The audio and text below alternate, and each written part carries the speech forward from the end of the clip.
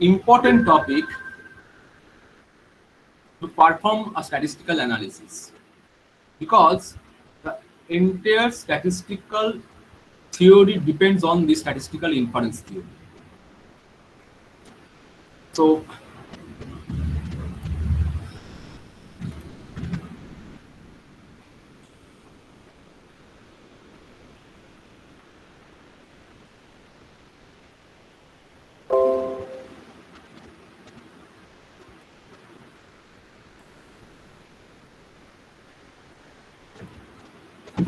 is my screen is visible to all of you? Yes, sir. Yes, sir. Yes. Yes, sir. Yes. Yeah, fine. So what do you mean by research process? When we thinking about a research, it basically involves certain steps. What are the steps? First is formulating a research problem. So you have to identify a definite area from your domain. And to do this, the second step is literature review. You first picks up a particular area, then on that area, the next step is find out the literatures, review them, and finding the research gap. Basically, that is the objective of our research. What are the objectives? That means the research gaps. So in our research, we try to fill that gap. Right? So to fulfill the objective, we have to make a design, that is research design, and on the basis of the research design, you have to design or your sample. If this is a work related to the primary data. If it is secondary data, so then also you have to find out the data from different sources. So the next step is collecting data. So you can collect either secondary data from different sources, or you can directly collect primary data from field. And the next one is to analyze your data for conclusion, or what the objective you already set. So after analyzing your data, you just conclude about your objectives. It is fulfilled or not. If your objective fulfilled, that is also a result. If your objective doesn't fulfill, that also a result. And the last is preparation of report or presentation of your particular research work. So this is the entire process. So in this process, the vital thing is research question, and then from your research question, the answer is basically the hypothesis. So in any research, you have to formulate some research questions, and to answer that research question, we just use hypothesis testing or statistical inference theory to answer that particular research questions. If we consider the field of political science, these are some examples relating to the subject political science. So, prediction of likely results of election, different opinion polls, different exit polls, analyzing that data, political analysis of opinion survey, social media analysis, to study the poverty level and the different government policy, industrial policy, along with the government policy. These are the different topics related to the subject political science, which are the maybe the research topic of a researcher. This is a research topic. So first is just find out the topic, the area. So once you fix the area, then you start your literature review and fix your research questions. The next is the example from psychology. So in psychology, someone make an experiment dividing the peoples in some groups and give them therapy. And on the basis of this, the researcher willing to conclude something. This is one example. With this, in sociology,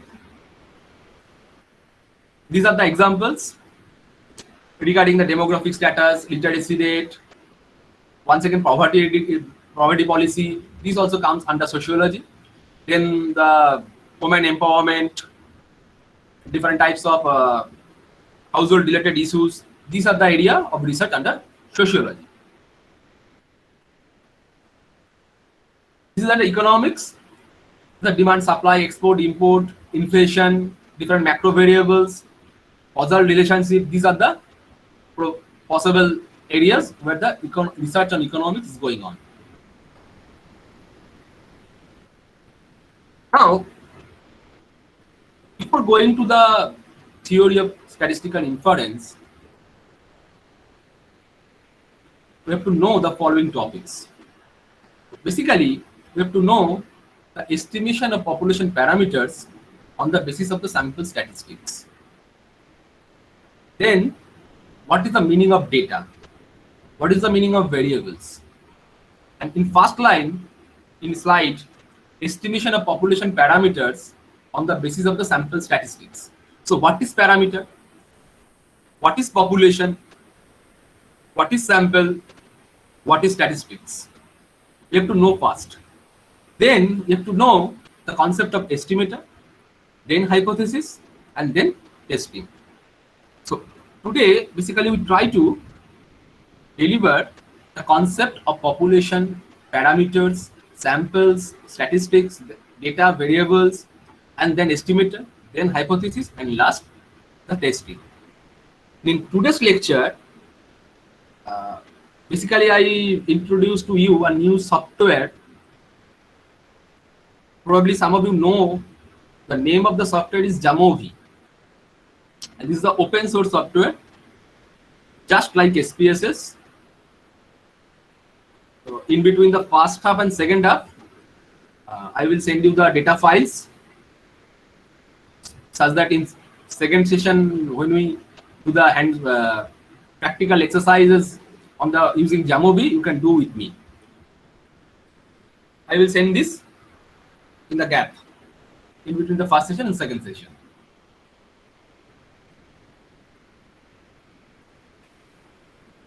So first,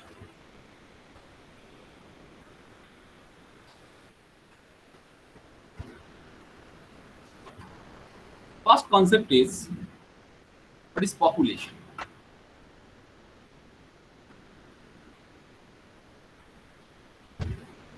What is population? What is population? Population is the totality, the total observations. If we consider the all research scholar in India, so this is the population. If we consider all CBSE class 12 examinees, this is an example of population. So population means the totality. In secondary form, census is the population data. Here we cover the all household to collect data. So in census, the information regarding all households is available. So by population means the totality, the info or the observations, that is cover the total number of individuals. That is the population. In general, the measure, different measures of population is known as parameters. Suppose this is theta. Theta is a parameter. You can say mean, simple mean, arithmetic mean. We note as mu. Standard deviation. we note this as sigma. What is the formula of mean? Basically, mean is the average. So we can calculate mean or x bar, capital X bar, equal to sum over capital Xi by n, I running to 1 to n. This is the formula of arithmetic mean or simple mean. What is variance? Variance of x is 1 by n sum over xi minus x bar whole square. And what is SD? SD is the root variance. SD is the root variance. So when we calculating the mean, the standard deviation for the population, that is termed as parameter. And in maximum case, we don't know the population parameter in our research. In maximum case, we don't know what is the population parameter. Next is, what is sample? Sample is when we draw some observations from the population. Suppose in first case, research scholar in India. So if we study on the behavior or the expenditure pattern or the social importance or the psychological behavior or the research scholar of India, one can study the all population. It is very expensive, problematic to do the collect data for all research scholars of India. That's why we're taking some sample. So we take some sample small x1 to small xn to study the particular objective set by the researcher regarding research scholar of India. So sample is nothing but a subset of the population. If we draw a circle and call this population, so what is sample? Subset of the population is sample, right?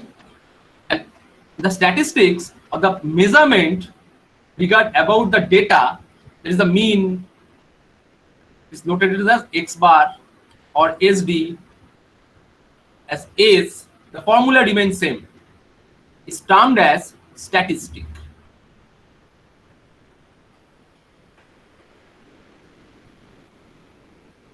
Or it can be alternatively called as estimator.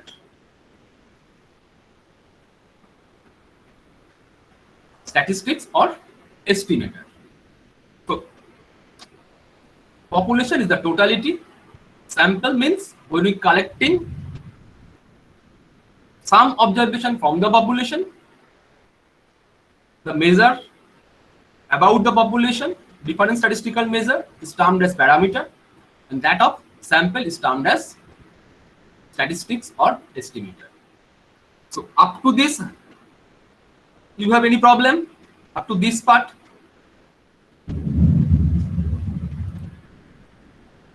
Up to this part, do you have any problem? Or it is up to this, it is clear to all of you? Yes, sir. So all of you understood? Up to this part? Yes, sir. Fine.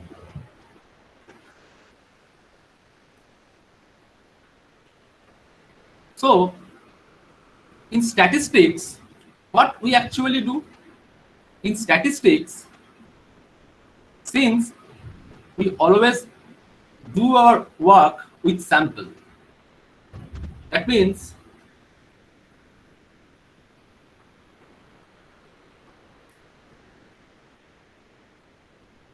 we always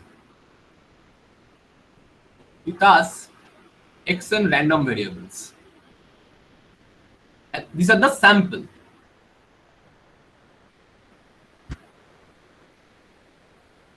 With the help of this sample, what we try to do? We try to estimate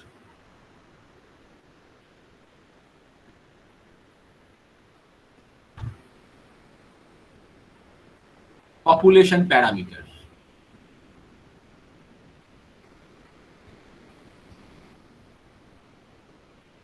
in statistics, basically our objective is with the help of the sample observation to try to estimate the population parameters. This is all.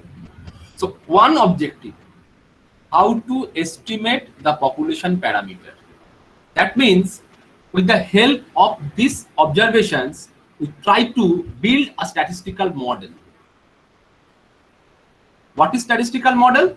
Means we feed this data to a particular distribution.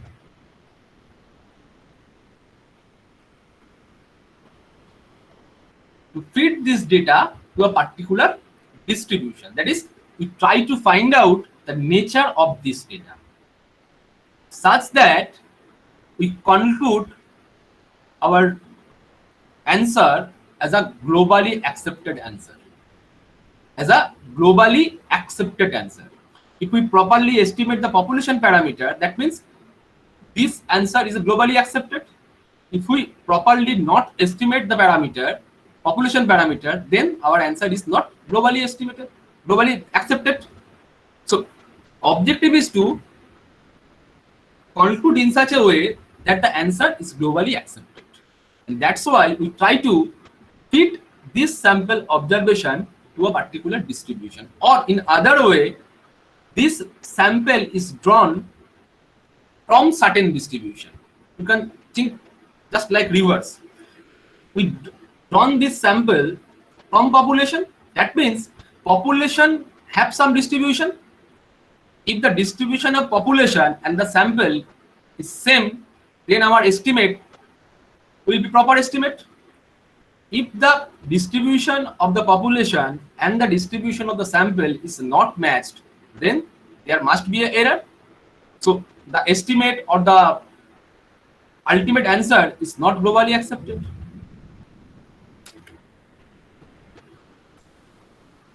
Understood this?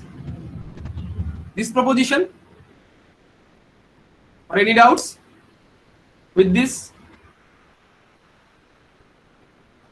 Next, consider a funny example. Here, someone is trying to do a research, a neonatal right side preference makes a surprising selfie images later in life. Means, in general, in our childhood, basically where right side, there's a right side preference. And this right side preference have some impact on selfie images, just like these two pictures. One is left-sided and another is right-sided. I just picked this from Google. There is numerous pictures also for the males. I am putting here for the female pictures that I take earlier, that's why. So objective is for this study, if the proportion of the persons is same for left-headed or right-headed or not. This is the study objective. Since the neonatal right side preference is there is a bias towards right-headed selfie or left-headed selfie.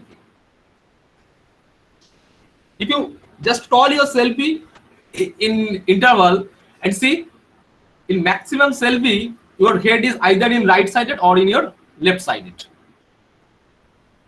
Or someone's always in the right-sided, someone always in a left-sided. So P denote the proportion of persons that turn their head to the right when taking selfie. So P is the proportion. So in this study, what we actually interested? We interested to find out how many people are there whose head is to right when taking selfie. And for this, we fit a statistical model, or we take a statistical experiment and analyze the outcomes. So N is the number of persons for which we collected data, and 1 for right-headed and 0 for left-headed. And what is P? P P is the proportion of right.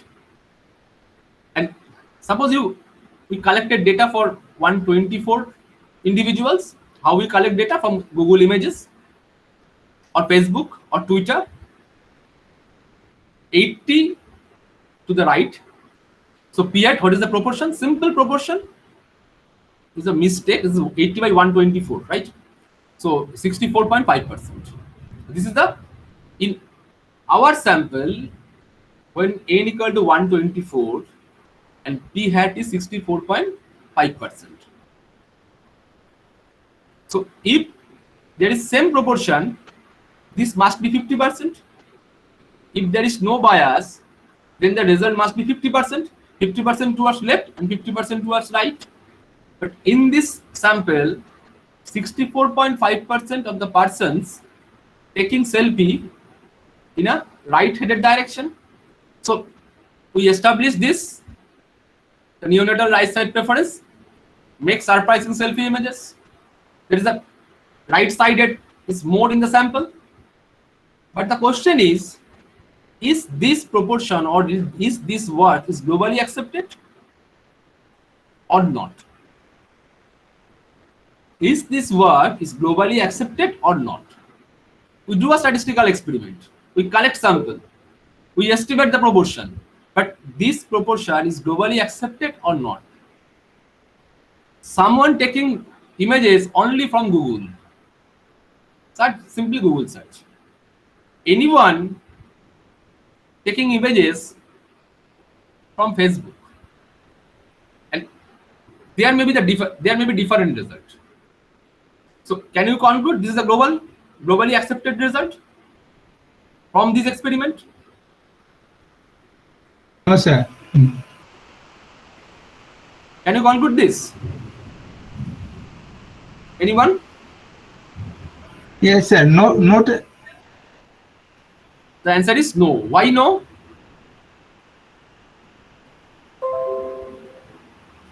Sir, actually, it is based on the particular sample. It might be different in some other cases also.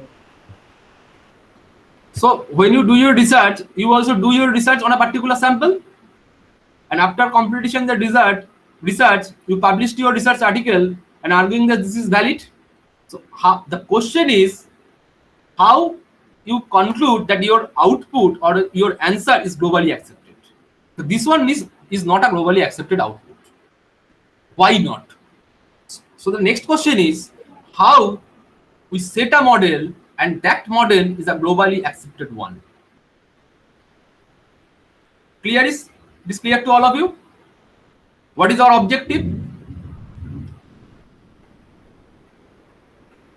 No, Vidyasagar, it is not a sample selection problem. Why? What is the problem? The problem is when you're talking about this particular case, what is n is 124, 80 out of right-headed, and P hat is 64.5%. We simply calculate the proportion. But we are not setting here any statistical model. Just before this example, what I told you, that what is our objective? What is the data? The sample data follows which distribution?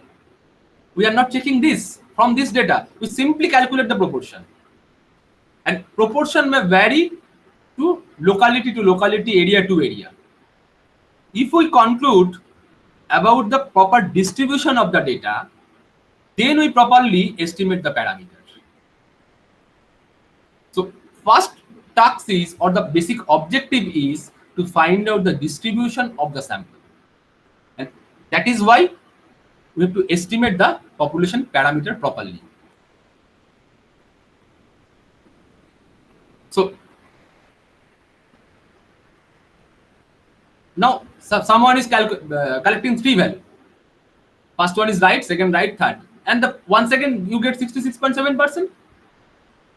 Even better result, 64.5. Now it is 66.7. So from here there is two questions. The first one, we need a large enough sample n to make a call, and the how large, that is the what is the sample size. We already know how to determine sample size from yesterday's lecture. And next is the mathematical modeling to understand the accuracy of the procedure. So the basic question is this two.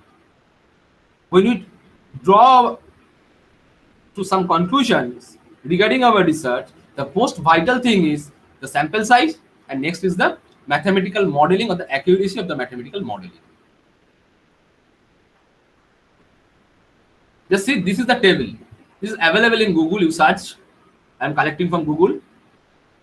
So this is the population size and different confidence interval wise. These are with the marginal error. These are the sample size. So if you cite this for your primary survey work, I think it is better to establish your sample size.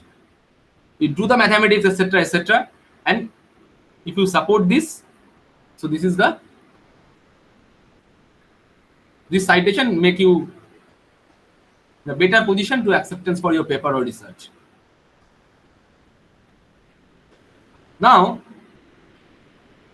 the next is what is statistical experiment or what is statistical modeling. Before going this, suppose this is in this case, the selfie taking case, suppose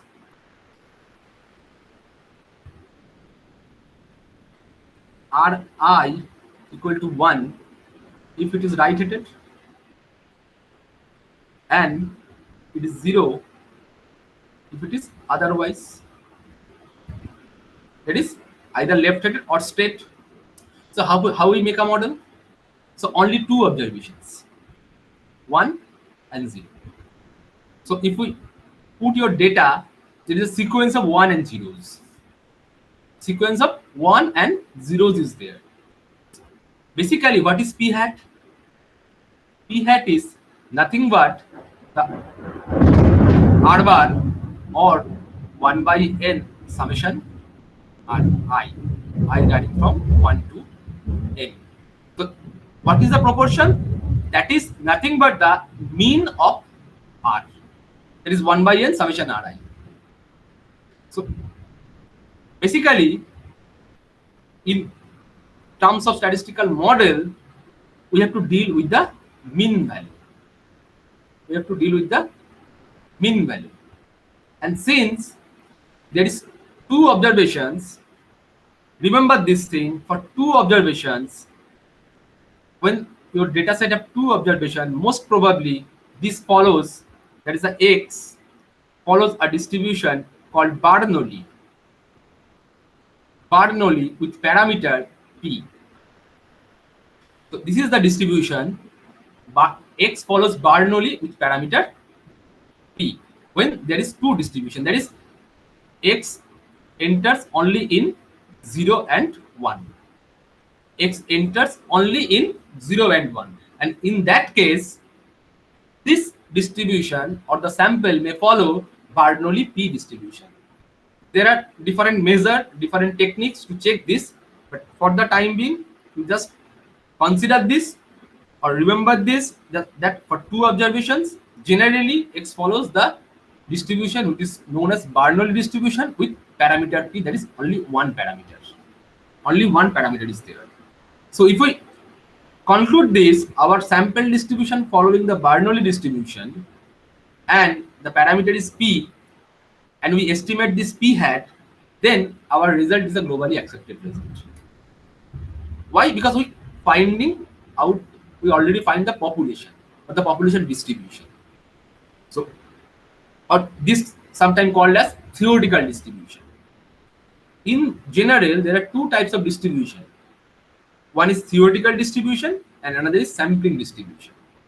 So theoretical distribution is basically the population distribution, and sampling distribution, that is the distribution following from the sample.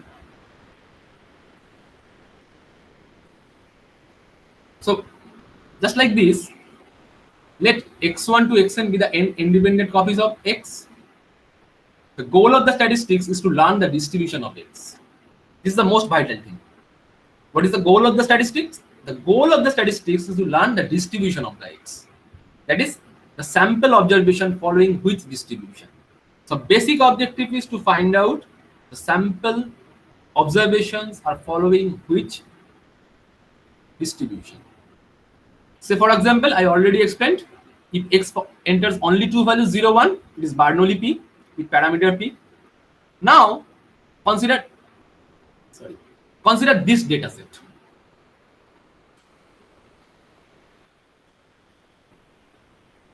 You just read this. For example, the data set with number of siblings, including self, that were collected from the college student. And this is a partial data set. So someone have 2, someone 3, someone 1, someone 3, 1, 2, 3. It may be 7, it may be 10, it may be 20. Someone asking the Facebook friends, also my sibling friends. So it may be any number in real line. Any number in real line. So for this, and this is the sample data. So from this sample data, what is our target? Our target, what is our goal? Goal is to learn about the distribution of the x. Goal is to learn about the distribution of x. It is clear? Up to this, it is clear? What is the goal? It is clear to all of you? Or any doubts? So if you go to the previous slide, I had one question. Pardon, Aparajita? Go to the previous slide, please. Go to the previous slide. Yeah, previous slide. So This slide. Yes. So as you have explained here that the previous calculation is not globally accepted, and this is when we do not this one, previous one. This one. No, after this, Yeah. after that. Then this and then this. So this is, I think this is the one. Yeah, so the way you explain that when we do use these parameters, then it's globally accepted. So when you do this comparison, I can understand that where actually this comparison comes and why. I will discuss. globally Aparajita, just a minute. After this slide, it is clear to you. Yes, sir. Why it is accepted is clear to you. No, that is not accepted. That's the question. Not very clear. I understood a bit, not very clear. Pardon once again. I'm saying it. I've understood a bit, but not fully. So if you can just repeat once, it will be better. I will explain this. I will explain this, Aparajita. So your problem is first, according to the slide, I told you that it is not globally accepted. But when you're talking about the parameter or the distribution, why it is globally accepted? This is Yes. your question? Exactly. Am I right? Yes, sir. Yeah. I will show. Definitely. That's why this class, statistical inference. Sorry.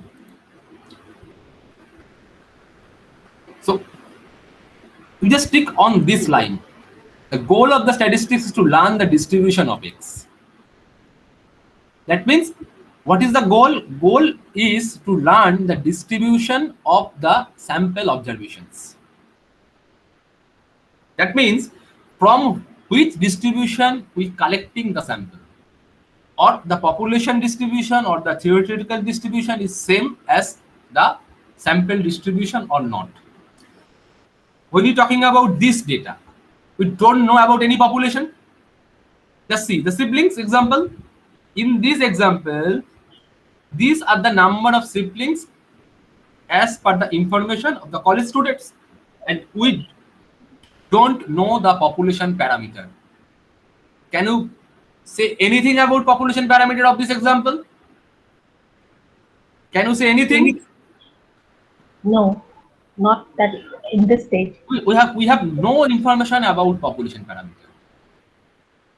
So what is our objective?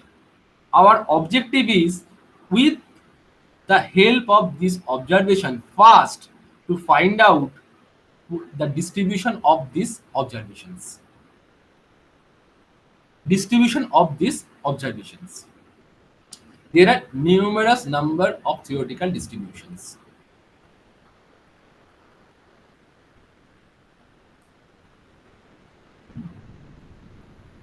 So first, we can assume these are the Bernoulli distribution with P parameter. Why? Because suppose there are siblings 1, 2, 3, 4. Now we code this the 5, 6, etc. One can code below 3 as 1 or greater than equal to 3 as 0. If you convert this and consider the Bernoulli P, one can assume this. So the entire is assumption about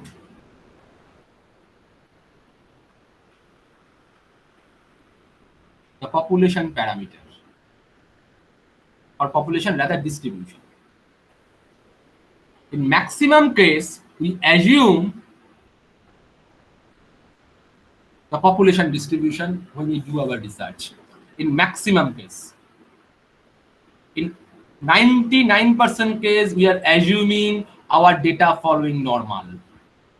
And any research, we prove that our data satisfying normality or not.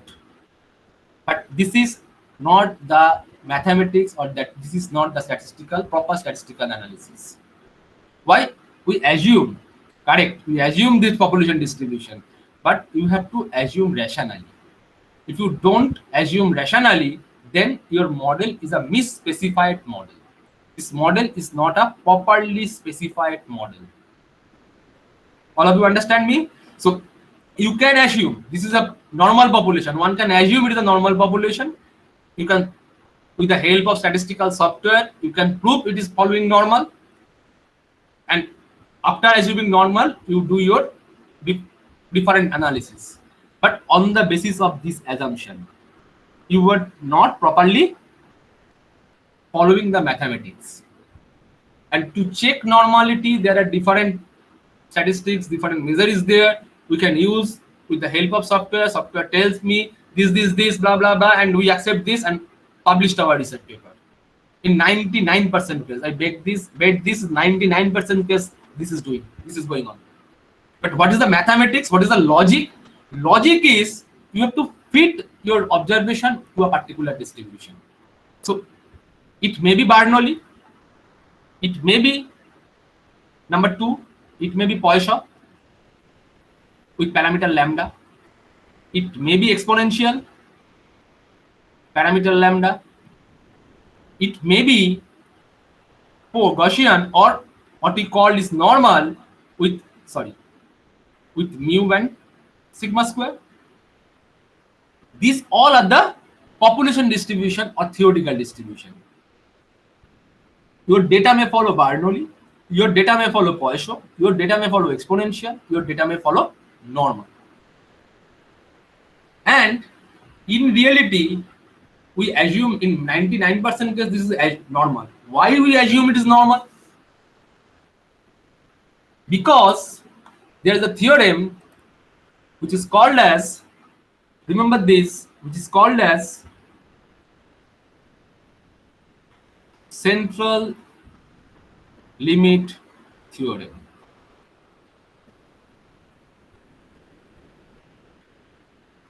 In short, CLT. And this is valid for large number. This is valid for large number.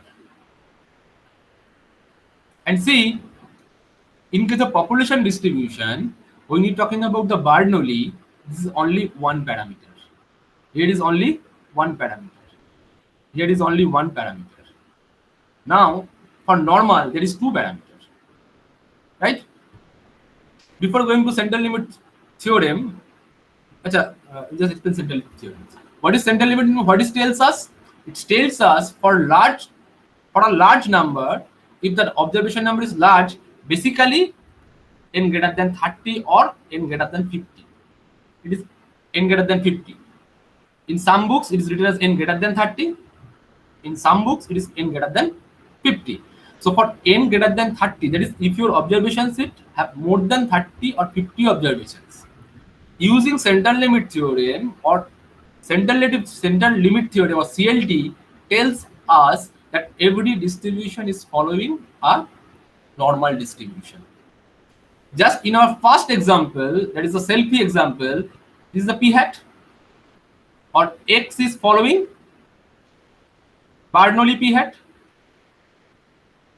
X is following Bernoulli p hat. That means we can X bar, n is the arithmetic mean, or we can say at R bar, just in our previous example. Just recall the previous example. What we said, this R bar or p hat, this follows Bernoulli distribution. Now, with the help of central limit theorem, since there is observation is 124, we can convert these as root n xn bar minus p by p into 1 minus p within root, that is standard deviation.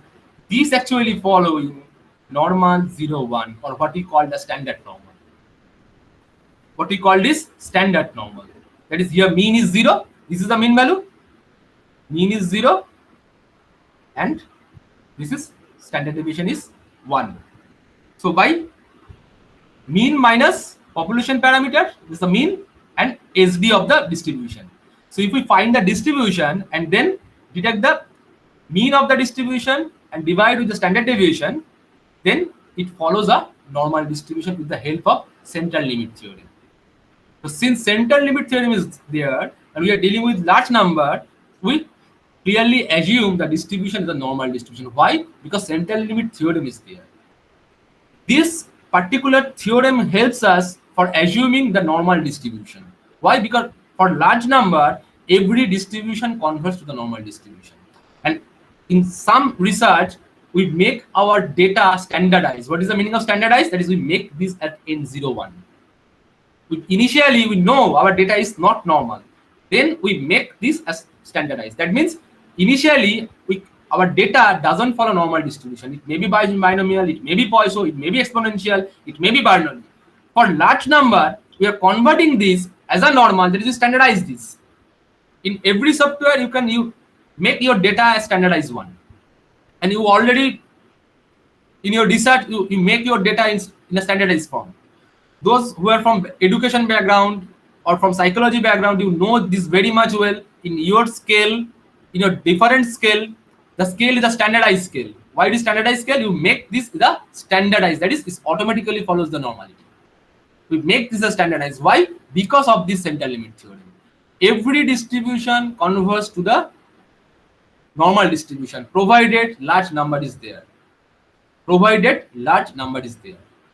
And there is two terms in statistical literature. One is parametric statistics and another is non-parametric statistics. So before going there, is it clear to all of you? Up to this, it is clear to all of you? Or any doubts? If you don't tell me anything, so it is quite impossible. Please respond. Are you feeling bored? Or are you enjoying this?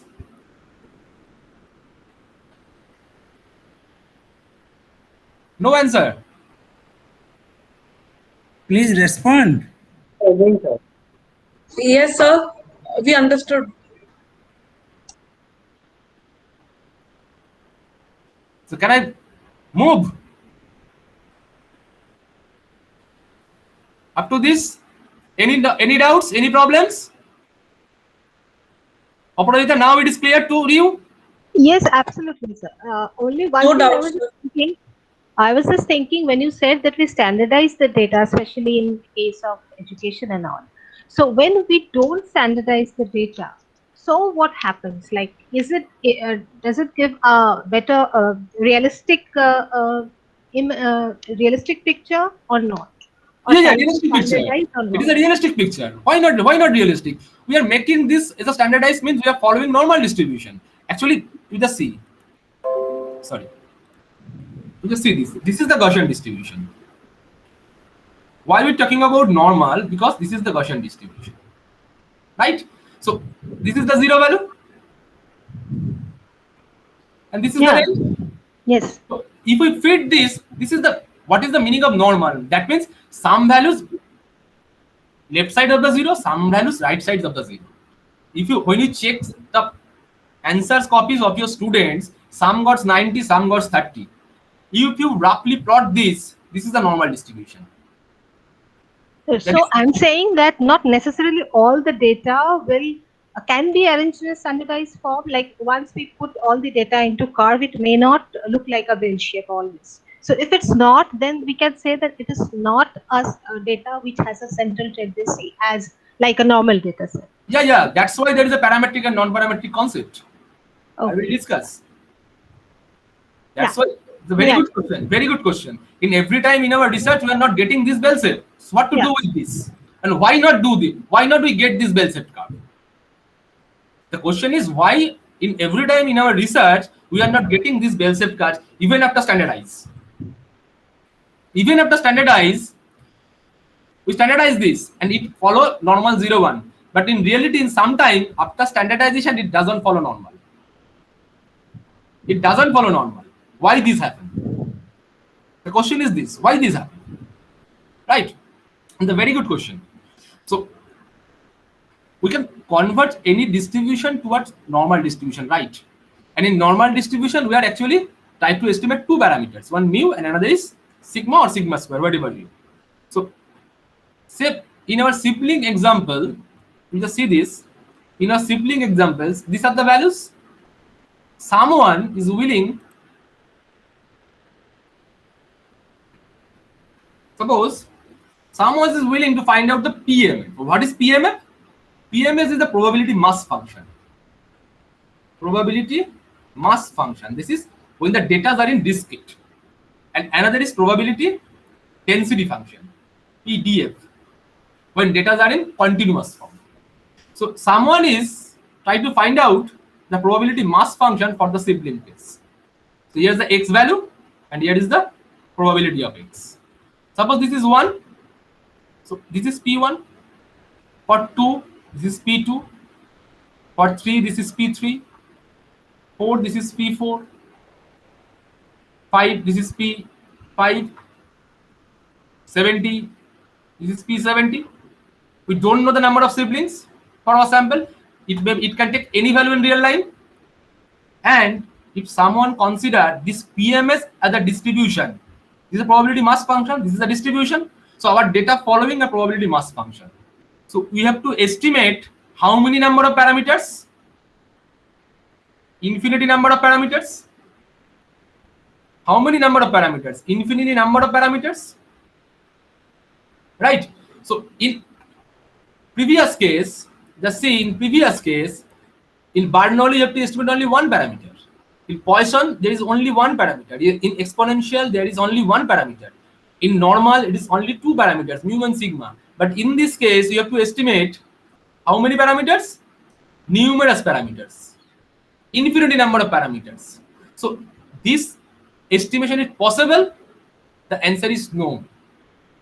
Alpha or infinity numbers of parameters you have to estimate and it is not possible.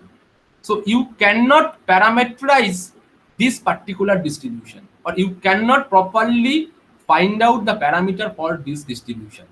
And that distribution is basically, we can write here, that means this is basically form of this functional form. We are not directly find this function.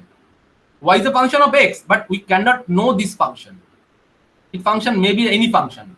So we cannot, if we write this y equal to ab plus x, in regression, sorry. If we write y equal to a plus bx, you already know in regression this b is estimated. You can estimate this a. That means what are the parameters? Parameters are alpha hat and beta hat. So with the help of this equation or data, you can estimate this alpha hat and beta hat or a and b. Now suppose y is a plus function of x. What is the functional form? We don't know. How do we estimate this? It cannot be estimated. That is the concept of non-parametric estimation. And in data science, when you're talking about the data, dealing with the data, what is the rule of thumb? rule of thumb is if your data following normality, if you get a bell-shaped curve, then you go for parametric distribution. You go for parametric test. That means the rule is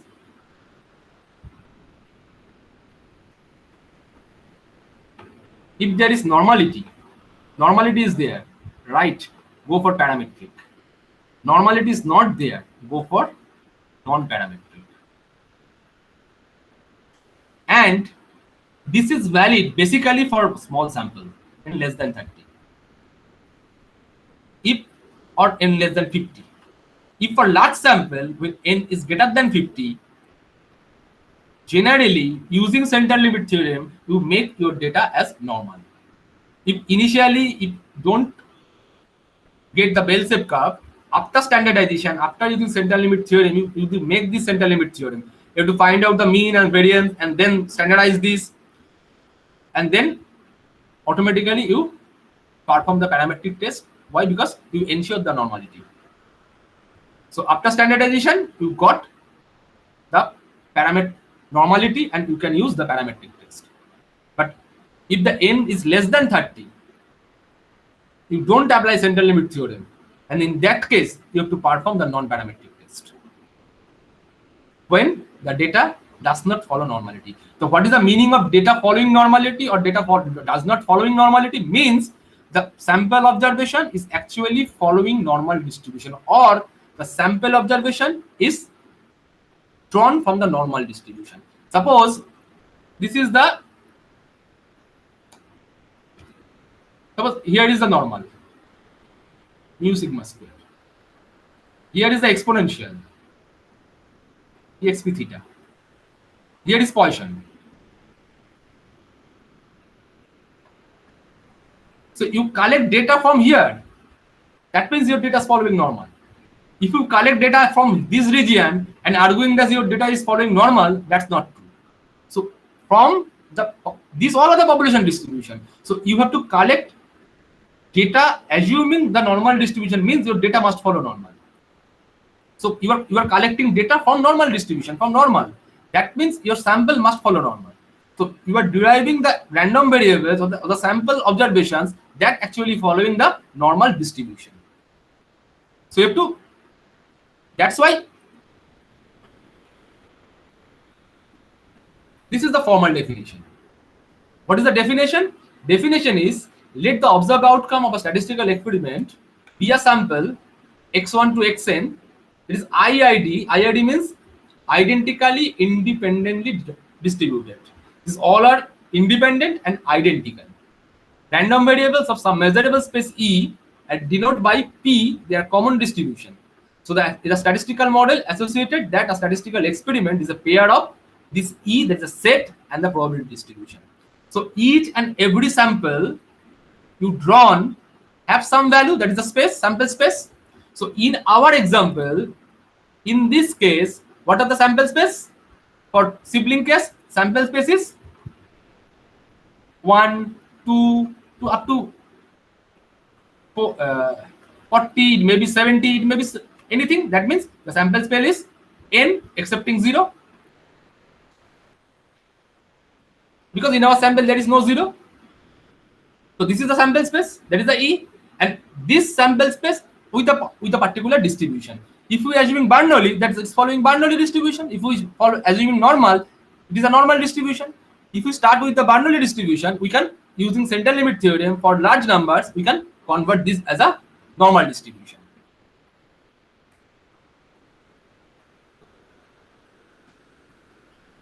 Right, up to this?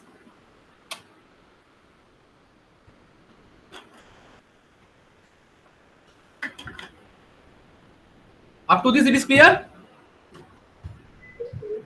Yes, sir, it is clear. Thank you so much. Any doubt?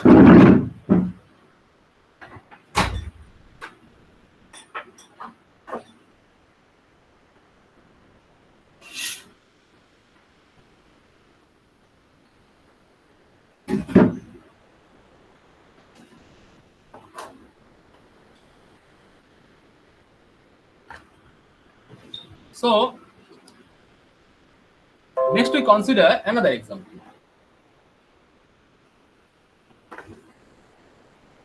Basically, this is the example I drawn from case or the data available in R. This is the 10 mines data, and that data is basically from cherry blossom rays of Washington DC. But I convert this in our format, this is Indianized format, and I represent this as an example of Kolkata Marathon. So all of you know about Kolkata Marathon? All of you know this?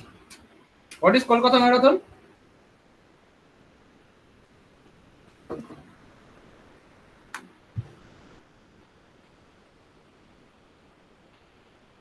All of you know this? What is Kolkata Marathon?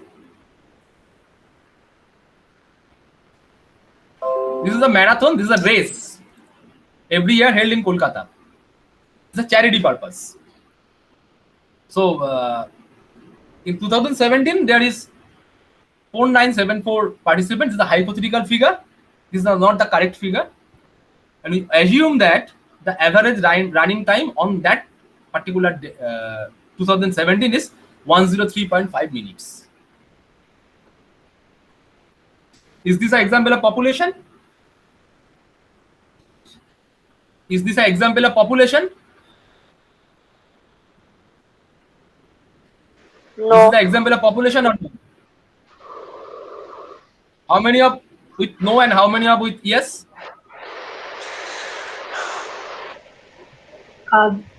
This is a population. Aparajita is for population. Devjani is no. Then any other? Prosenjit, what is this? Is a population or not? No, sir. Yes. Prahlad, no. No. I'm following the chat right here. Some of you in favor of yes, some of you in favor of no. Those who are in favor of no, please unmute yourself and ask why it is no.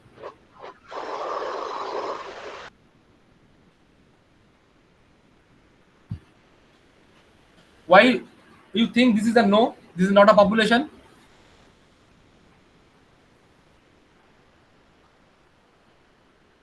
Please unmute. If you don't cooperate, Sir, it's telling about the minutes. it's telling about the Minutes. minutes. So what? See, 4974 participants are there, and the average running time is this. Is this a population? This is a population. 4974 is population. 4974 is the population. We know this. This is the population. 4974 participants are there. This is the population who participated in 2017. But what we actually want to know, where runners faster in 2018 on the basis of this population. And this 103.5 is the population parameter. You know the literacy rate in West Bengal is 75%. So this is the population parameter. And you want to study in Purulia. You want to study in Jharkhand. Is it by formulating your research question? So in this case, the 2017's observations is represented as a population. And in 2018, what is our question? What is research question? Where runners faster in 2018? This is our research question. And to answer this question, what we have to do? Either we collect all the observations of 2018 full population, no problem, or we can collect some sample who participated in 2018 race and try to answer this particular question.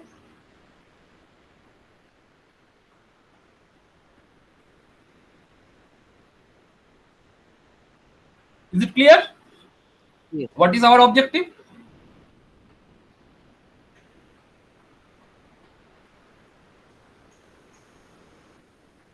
Now,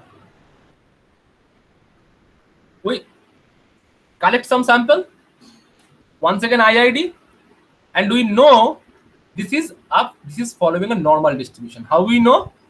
We check this, we got a bell-shaped curve, and we know from the if the population is given, we calculate the value of mean, we calculate the value of variance, and then we conclude that this following a normal distribution with 103.5 and 373.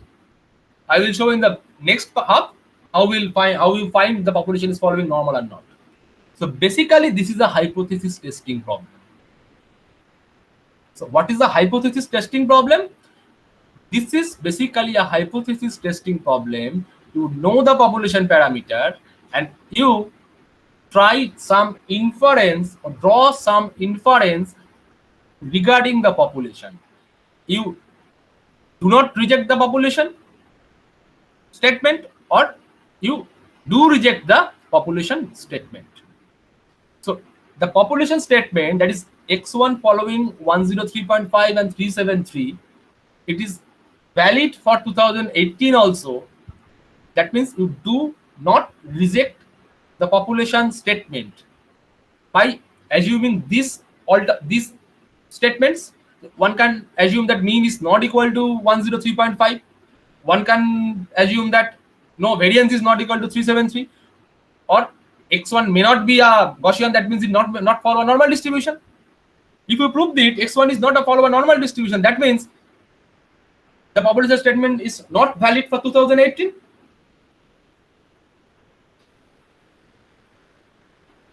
Objective is this: to answer this, what we actually want to do, this in 2018 the average time is either less than this or greater than this. Maybe the one statement is this, maybe the another statement that is variance is not equal to this, or maybe the another statement that x1 not even be the Gaussian. You can take any one of these, you can check all three. So in hypothesis testing, what we actually do, we basically try to develop two hypotheses. One, which is called as or termed as null hypothesis, that is the population statement or the population hypothesis, and another is the alternative hypothesis, which is my research hypothesis or the objective. So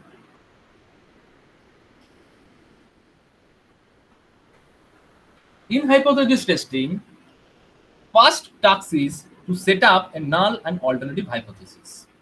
So what is null hypothesis? We assume it there is no difference, no effect, no relationship. That means we are dealing with the population statement or what we get from population. This is true. That is actual truth. The null hypothesis is actual truth. And what is the alternative hypothesis? We try to, or the research hypothesis is there is difference, there is no effect, there is no relationship. That is, we try to establish that this is the population truth is not a valid truth. The alternative is there, and we published our article in research journal, or we do our PhD thesis by answering that the null hypothesis or the truth statement is no longer a truth statement. See, this is the truth statement. So the first task is to set up a null hypothesis. That means what is null hypothesis? This is the basically this is the population statement. In every null hypothesis, we are dealing with the population statement or the population information. And what is alternative hypothesis? That is our research hypothesis. Just like here, we interest to specify this that the mean is less than 103.5. So in this case, what is our null hypothesis? Null hypothesis is this: x1 following this, or the average runtime is 103.5. What is the alternative hypothesis? Alternative hypothesis is average runtime is less than 103.5. So what is the research question? This is the research question. To answer this research question, we set hypothesis. One, there is a truth. This is already given. This is the truth. That means mu or mean or the average runtime is 103.5. Against the alternative, that means the research question or the research hypothesis, no, in 2018, the average runtime is less than 103.5. Up to this, is it clear? What is null and what is alternative? Yes, it is clear now. It is clear?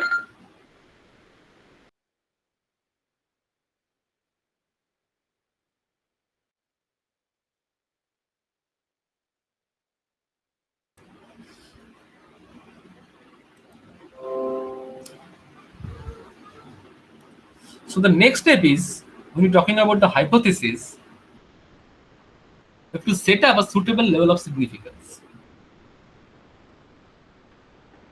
And then, what you're talking earlier, set a suitable test of statistic, or you have to fix a estimator. That I told you. The what is the usefulness of the estimator? By this estimator, we try to estimate the population parameter. That means with the help of these statistics, you have to remember one thing: estimate is the value, whereas estimator is a random variable. Estimate is a value. When you're talking about the estimate is a value.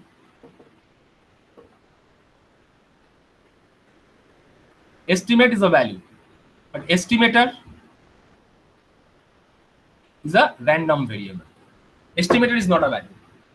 So first is, after setting the null hypothesis and alternative hypothesis, either you fix the significance level or you fix the relevant statistics to justify or to check the hypothesis you've already formed. So in our case, average runtime is 103.5. Against the alternative, the average runtime is less than 103.5. So here we basically dealing with the averages, the average mean time. So from sample, basically we have to, when we try to build the statistics, that statistics must be on the basis of the mean. One can fix the, one can fix x bar as the estimator. One can fix x bar plus log s as the estimator. One can fix x bar plus maximum of x as the estimator. You can fix any estimator. You can fit any estimator. But which estimator is good? The good estimator have some properties. I am not going details of that properties. Right? Just remember this. A good estimator must be an unbiased estimator. Suppose you fix these three. So within these three, we only consider that estimator as a good which is unbiased and which have a minimum variance. At the same time, minimum variance and unbiased. And that is, in regression, the beta is called as best linear unbiased estimator, or the blue estimator. You all know that. In regression, the estimator is known as blue estimator. Why? Because it is unbiased, it is minimum variance. So among all other estimator available, this estimator is the best estimator.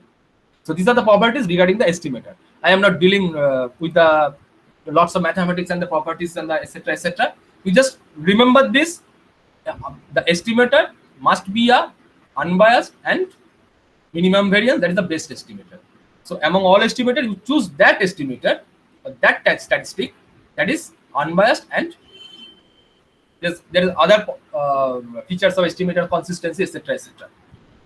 So now let us consider this example. Suppose for a ceremony you went to shop to buy potato, a bag of potato. Suppose there is a charity in times of COVID. Some aloo ka dum will be there, produced in kitchen. So for that purpose, you go to the bazaar or a particular shop. And in the first shop, you ask to show to the potato, and the shopkeeper show you a potato from a bag, or 40 kg or 50 kg bag, 5 to 6 potatoes to you, and you check this, and then check from the first shopkeeper that 4 out of 5 or 6, 4 is rotten, not good one. And then you ask the shopkeeper, is all potatoes are like this? And the answer of the shopkeeper is, you just check, this is the potatoes, this is a rainy time, potatoes are like this.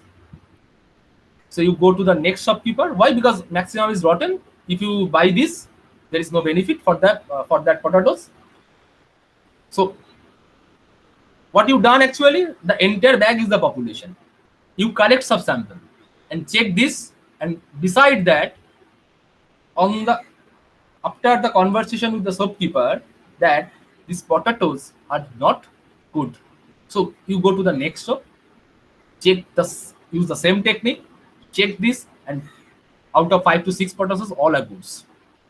So you talk to the shopkeepers, all potatoes are good, yes, and you buy this, come back to your home, and after coming back to home, you just see, after seeing the potatoes from the bag, half of the potatoes are rotten. Half of the potatoes are rotten. All of you understand this story?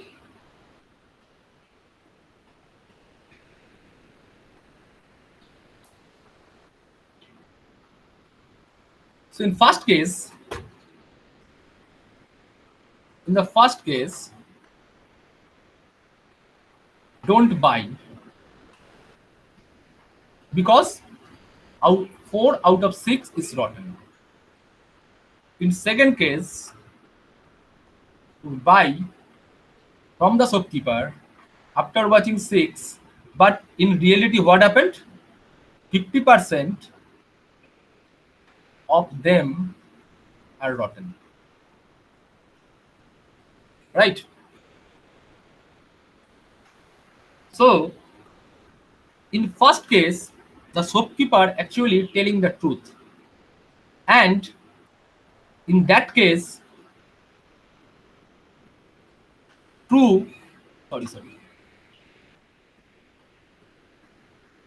is rejected. In second case, false is accepted. So in first case, the hypothesis or the statement is true and you reject this. This is the concept of type 1 error. Type 1 error. In second case, you accept the false hypothesis. That is the concept of type 2 error. So what is type 1 error in statistics? Type 1 error when we reject the true hypothesis. And what is type 2 error? When we accepted the false hypothesis.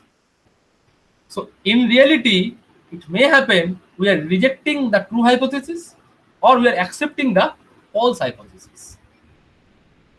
So this is the concept of type 1 error and type 2 error. So 802, do not reject 80, no problem. But 802, you reject H0. So true hypothesis is rejected. That is the type 1 error.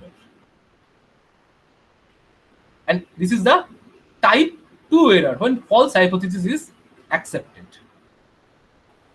So in statistics, we have to deal with these two type error. One is type 1 error and one is type 2 error. So all of you, it is clear what is type 1 error and what is type 2 error? Yes. We just Yes, sir. remember this story. So you always remember what is type 1 error and what is type 2 error. So true hypothesis rejected, type 1 error. False hypothesis accepted, it is type 2 error. In statistics or in mathematics basically, if we try to minimize both the errors simultaneously, it cannot be possible. So if we minimize one, automatically one is increasing. So you cannot simultaneously minimize both the errors simultaneously. So what we do? We fix probability of type 1 error, probability of type 1 error equal to alpha. And this alpha is known as, this is the concept of level of significance. So what is level of significance? Level of significance means when you're talking about this is 5%, suppose this is 5%, alpha is 5%. That means probability of type 1 error is alpha means out of 100 case, there is 5 case where we reject the true hypothesis. That means in 95% case, we are accepting the true hypothesis. The meaning of level of significance, what is the meaning of level of significance? Out of 100 case, only 5 times we are rejecting the true hypothesis. But in 95% time, we are accepting the true hypothesis. This 95%, that is, this is termed as confidence interval. Confidence interval. So,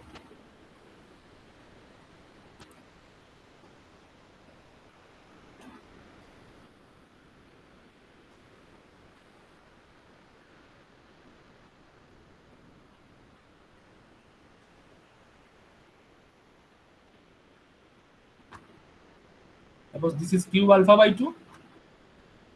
This is q alpha by 2. So we can write this probability of a statistics is greater than equal to q alpha by 2 equal to alpha. This is a probabilistic form. Means the region which is known as critical region, that is, the probability is more than this alpha. And this entire region is known as confidence region. So if it is 5%, for one tail test it is 5%, for two tail test it is 0.25. So that is q alpha by 2. We are considering the two tail test. What is the one tail and what is the two tail? Suppose H0 is, in our example, mu equal to 103.45 or something. So if we take the alternative as mu not equal to 103.45, this is the two tail test. We are considering both the tail, not equal. This may be greater than, but it may be less than. If we consider H1 as mu less than equal to 103.5 or mu greater than equal to 103.45, this is the example of concept of one tail. That is, we are considering the one tail. If we consider in the one tail, that we write q alpha. If we consider in the two tail, that in that case we are writing q alpha by 2. So this is the value of alpha by 2. Q alpha by 2. If we in standard textbook, this is a Gaussian table, normal table, you can find the value of different level for significance level, the value of Z. So for 5% two tail test, it is 1.96. It is 1.96. So you can easily check. You can easily check from any relevant textbooks. So this is the concept of confidence interval, and this is the concept of critical region or the concept of significance value. So significance value means probability of type 1 error equal to 0.05. That is, out of 100 case, only 5 times we are rejecting the truth. In 95 cases, we are accepting the truth.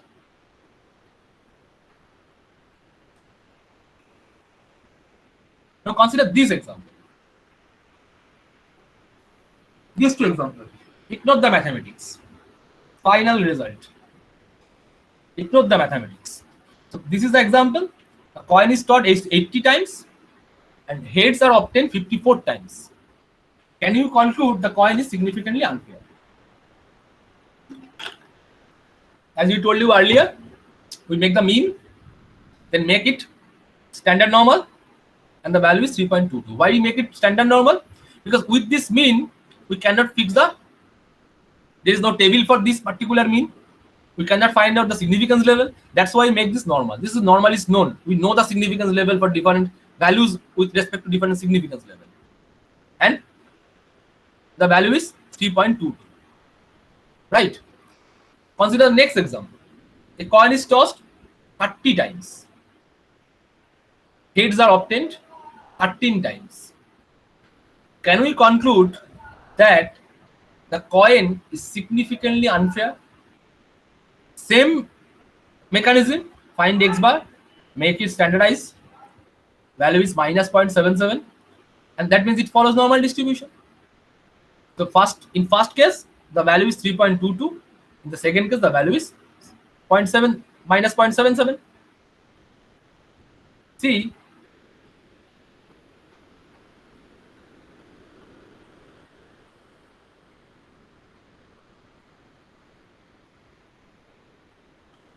This is 0. So 0.77 is like this. Sorry, minus 0.77. You would consider the absolute value. 0.77 is this. And clearly 3.22, since it is decreasing, 3.22 like here. Right now, if we consider the 1.96 is this value, that means this 3.22 is in critical region. 3.22 is in critical region. So means we do not accept the null hypothesis. But in second case, this 0.77 is a confidence region. That is, we are accepting the null hypothesis. So in first case, the coin, we do not accept the null hypothesis. The coin is not a fair. Coin is an unfair coin. But in the second case, we are accepting the truth. This value is in the confidence interval. That means we are accepting the null hypothesis. But with the era of computer, we do this on the basis of the p-value. On the basis of the p-value. What is the definition of the p-value? P-value is the smallest level of alpha at which the test statistics reject H0. At which the test statistics reject the H0.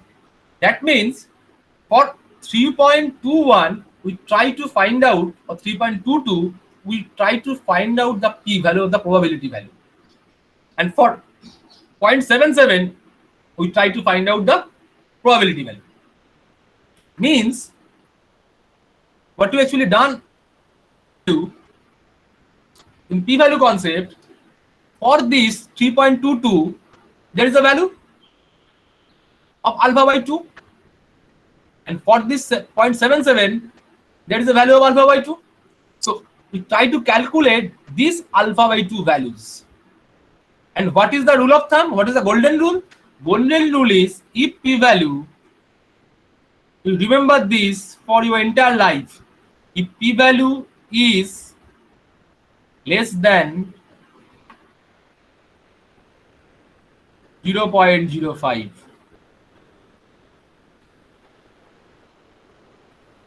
reject null. That is H0. This is the golden rule.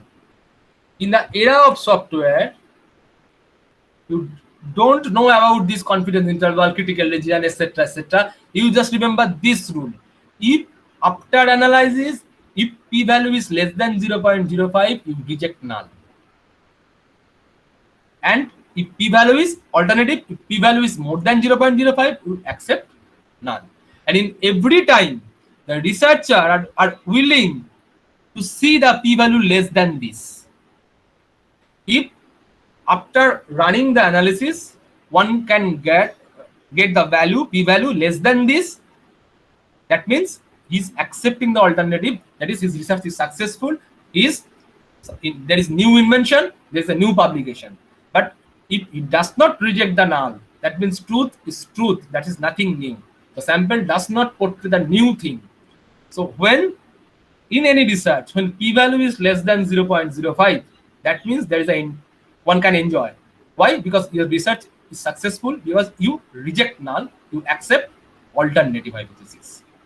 So this is the rule of thumb in case of p-value. Up to this it is clear? Up to this, Yes, it is clear. clear to you? Yes, sir. Yes, sir. Or any doubt? Yes.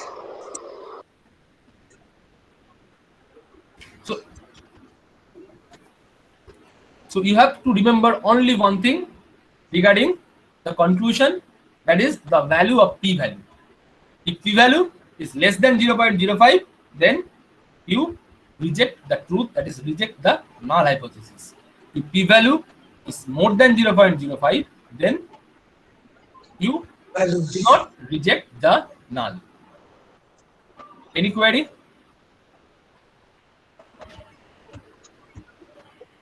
Any query? No, sir.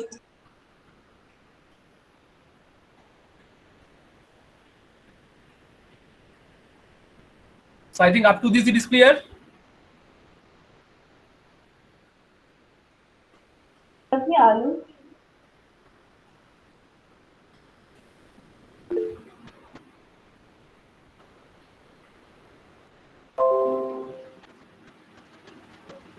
Next is the concept of normality. So when you do your research after collecting the sample, some mathematical logic is there, mathematical intuition is there. The students from social science, there is some literature or some other fields who are not with mathematics background, how do your research? So if you try to feed the equation, find the nature of the data which follows which distribution, then it is very troublesome work for you. And in the era of software, it makes very easy to do research by knowing some basic terms and basic definitions. So when you do your research, you collecting sample from the population, what is the objective? To fit this, that your data follows normal or not, the basic objective. If your data following normal, then it is okay, very good, go for parametric test. And in statistics, this is the only test, rather maybe the only test, where if we accept the truth, then we will be happy. If we accept the truth, then we will be happy for that. This is the only test. Why? Because to test the normality, when you test the normality of a random observation of the random variables, the null hypothesis is the sample data are not significantly different than a normal population. What is the alternative? The sample data are significantly different than normal population. These two diagrams, one is the histogram and another is the quantile plot. This is the visual inspection. But in visual inspection, you cannot conclude your data is normal or not. You have to test this using SARPIO test, using Kolmogorov test. Different statistics are there. So when you test your data follows normal or not, that is once again the goal. The initial slide, the goal is the x1, x2, xn following which distribution. This is the goal, first goal. In any research, the first goal is x1, x2, xn following which distribution. And we are assuming that our observation follows normal distribution. And we have to check is our assumption is valid or not. So this is a model thing, this is a model, this is an experiment. And every experiment, every model based on certain assumption. And the model is a good model in which the number of assumption is less. A model where we use more number of assumptions, that model is not a good model. So the model is a good one when the number of assumption is less. So if we assume the sample observations or the x1, x2, xn, all other IID random variables are drawn from the normal population. And we have to check this, we have to prove this. Is our sample following normality or not? If it is follows normal, then okay. If it is does not follow normal, go for non-parametric test when the data set is small or the sample size is small. For large sample, if the raw data doesn't follow normal, make it normalize. Then it automatically follows normal. And there are other certain tips to make it normality. Today we will not discuss on the details of how to make a data normality. This is another part. You have to check, is this positively skewed or negatively skewed? Then according to the skewness, there is a transformation process, log transformation, square root transformation, different processes there. The entire literature is there. If anyone interested, you search for Google.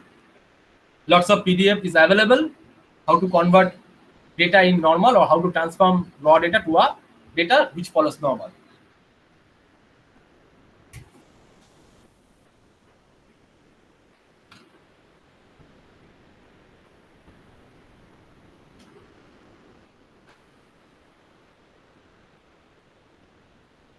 So this is the null hypothesis for normality. The sample data are not significantly different than a normal population. And the alternative is the sample data are significantly different than a normal population. And what is the rule of thumb for this case? For normality, what is the rule of thumb? to check normality. For normality,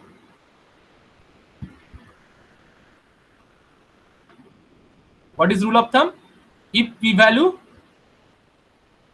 greater than 0.05, xn random variable follows normal, or x follows normal distribution, mu and sigma square.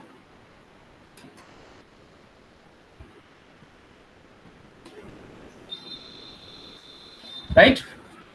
So, in general, the golden rule is this: p-value is less than 0.05, reject null.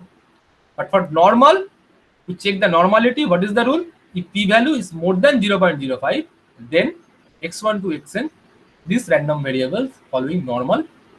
If p-value is less than 0.05, that is, we do not accept the truth. That means the data doesn't follow normality.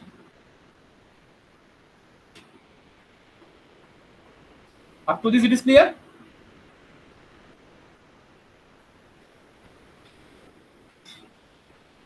Or any doubts?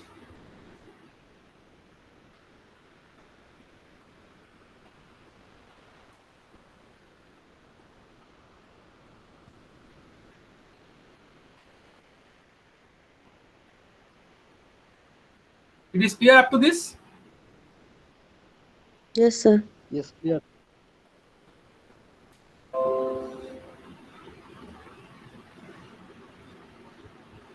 So already first step is null hypothesis and alternative hypothesis. You know how to set this.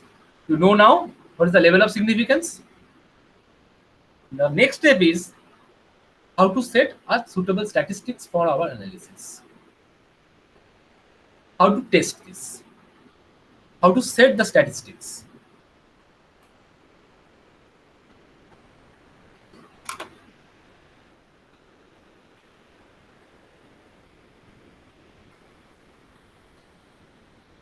What are the parameters? Two parameters. One is mu and one is sigma. Suppose anyone is interested to test this parameter, mu. That means assuming x follows normal, mu sigma square, and we are trying to test this, check this population parameter or estimate this population parameter with the help of certain estimator. Now, your data may have single population, two population, and more than two population.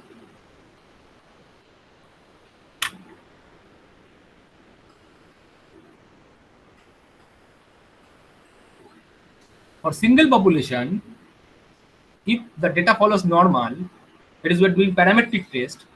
To test the parametric mean of the mu, the relevant statistics is t statistics, or we can call this student's t statistics. When there is two populations, one is independent and another is paired. For independent case, we can use the student t, and for pair, it is paired t. When more than two population, we use ANOVA. Just write down this table. This is beneficial for your research. When to do what statistics? First thing, data follows normal. If data follows normal, we try to test the mean. Then a single population. If the population is single, then t. If there is two population, it is more than one population, but not more than two population. Two population, and populations are independent, then we use t. Then if the population are paired, then paired t. If the sample size is more than 2, then we use ANOVA.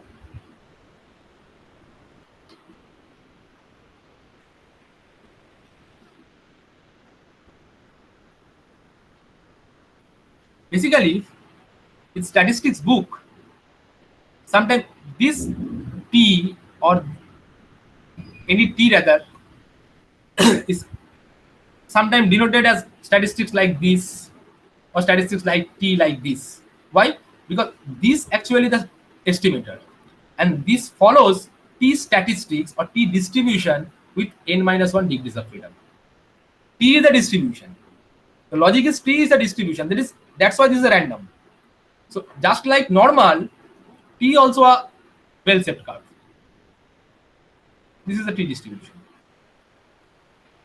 for certain degrees of freedom. So T means T following this particular statistics. This or this is actually following this distribution. So what is our objective? Goal is to find out the distribution. So when we find out the distribution means it is given if the data follows normal and we try to test mean, then the relevant state statistic following T distribution. When the population variance is unknown. This population variance is unknown. So we can use the statistic or the distribution termed as T, commonly used as the T statistics, basically the T distribution, the statistics following T distribution. When we test the population mean, this population variance is unknown. Clear up to this? Up to this it is clear? So I have one question. As you said that population variance is unknown. So can it be an assumption also that population? I will discuss. I will discuss definitely. This is the preliminary. Okay. This is the preliminary. How we estimate this when this population is unknown, I will estimate. I will clearly discuss. Don't worry. This is the just basic idea about the test statistics. When to use what statistics. So first, you have to check normality. If it is followed normal, and you test the population parameter mean with unknown sigma, your statistics must follow the T distribution. So for single population, it also following T distribution. For independent population, it also follows T distribution. For paired, it also follows T distribution. When more than 2, we are using ANOVA. Clear? Up to this it is clear?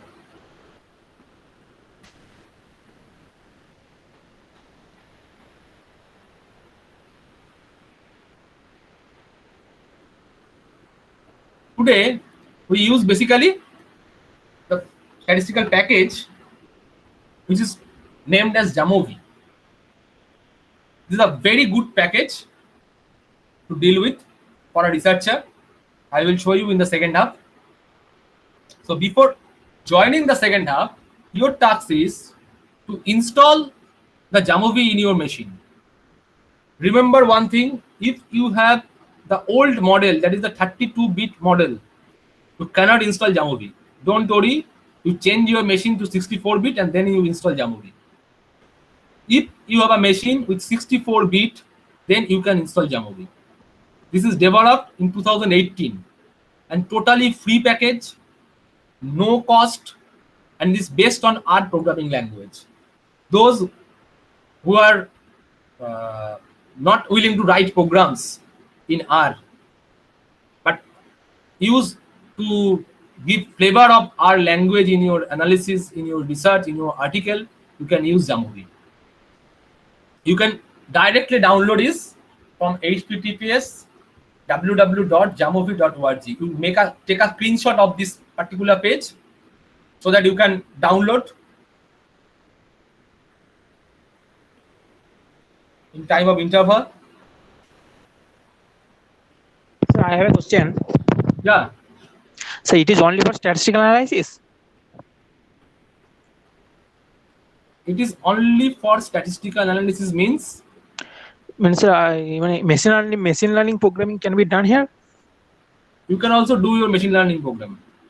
Okay. Machine learning, see, when you're talking about machine learning, I Huh. will show you one thing. I am not going to details.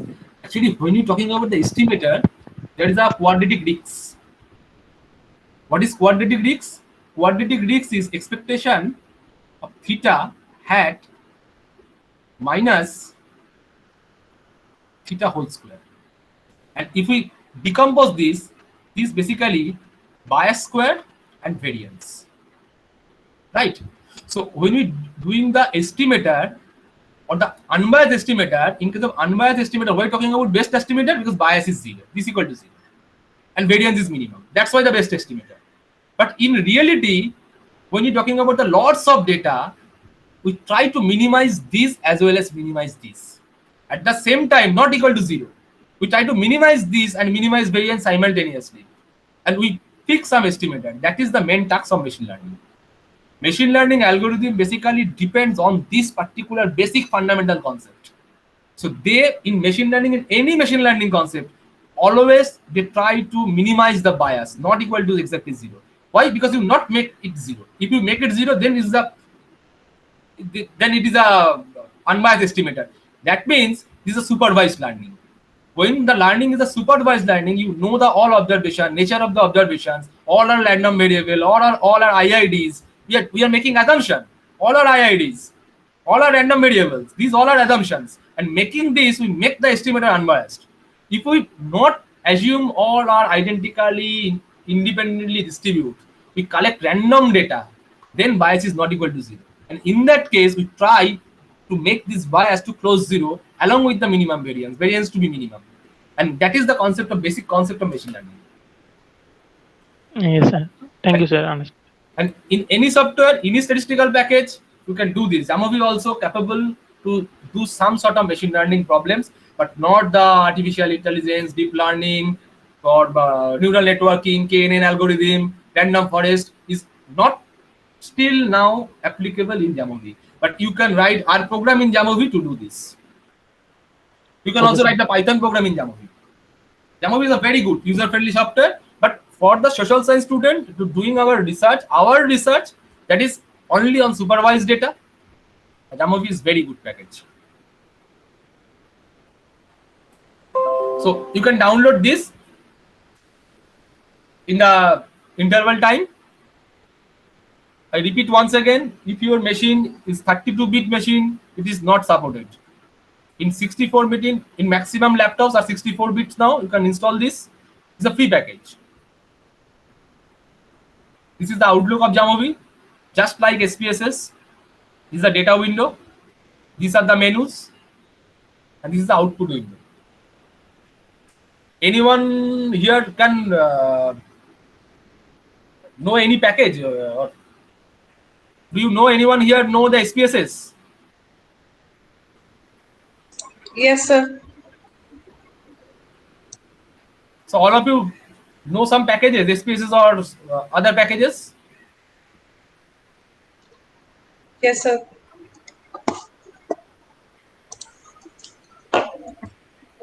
So those who know is very good.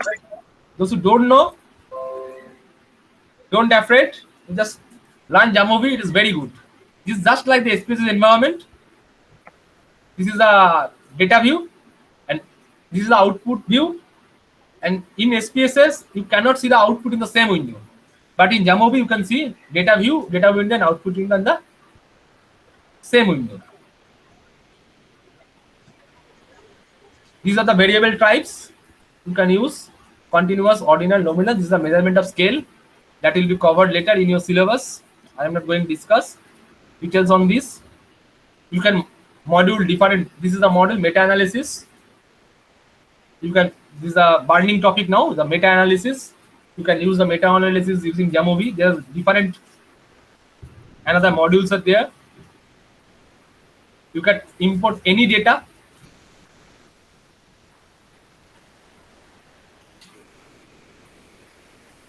You can import CSV file. There's a icon import, then browse, and then you can choose your file, select your file of your interest. You can do this. This is the basic overview of Jamovi. I will show you the Jamovi. Time.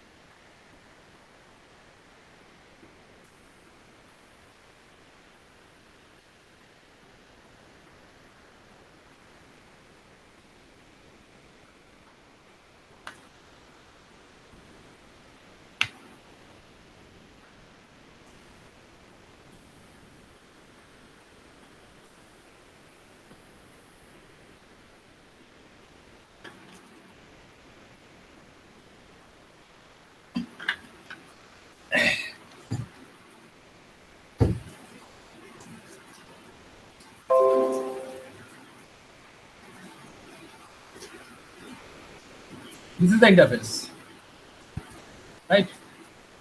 So after installing, you will click this.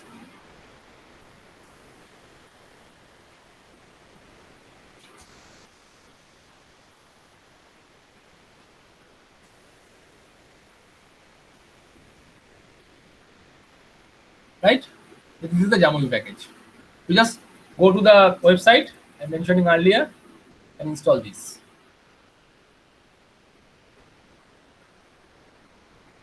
All of you take a screenshot of this slide, or you just write this address.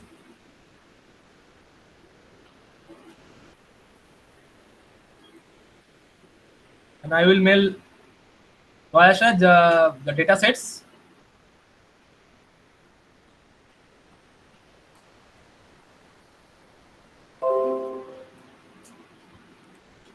For the next half. So we will meet again at 6 p.m. and we will discuss on that. And second half, we will discuss how to perform the different tests using Jamovi and the interpretation and the logic behind the doing that particular steps. So for this time, this part, is there any query? Just clear your query.